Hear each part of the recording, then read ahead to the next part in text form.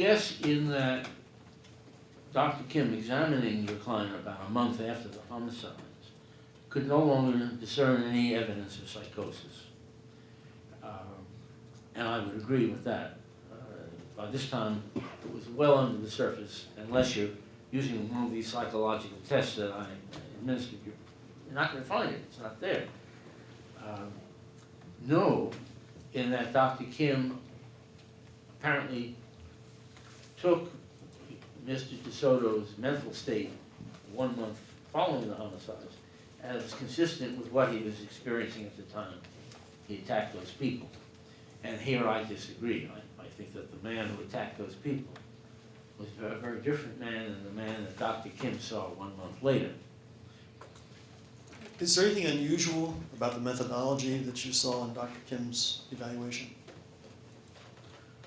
Two things stand out, and we're getting a little technical in the first case.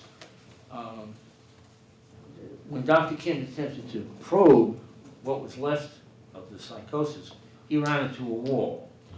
And that's not unusual. People who are themselves horrified by what they did when they were crazy, and when they try to look at it now that they're getting their sanity back, it's walled off, and all of a sudden they lose their fluency, and they can't go forward and talk about these things.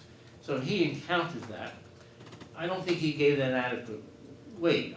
That had he been able to penetrate that wall, I think he would have had a better idea of what this man was experiencing 1 month earlier when he killed people with whom he had no quarrel.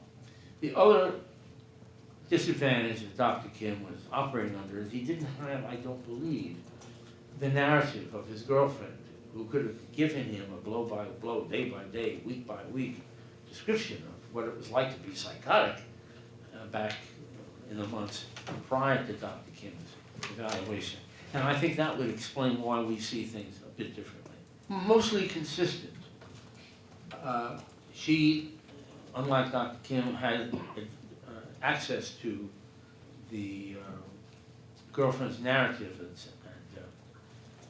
had a relatively vivid picture of the decompensation of the weeks preceding the homicide. Where there seems to be a little difference between my conclusions and hers is that she seems less certain as to the cause of your client's psychosis.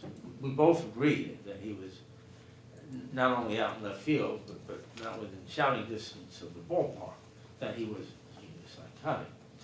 But she thought perhaps he might be schizophrenic. She didn't specify because she wasn't certain. She thought there might be another psychotic explanation. I went the next step. I decided this guy is not schizophrenic.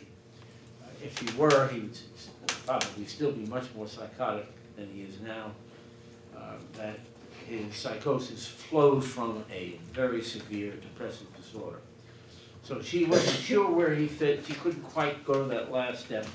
I felt confident that the clinical data supported the diagnosis of psychotic depression rather than schizophrenic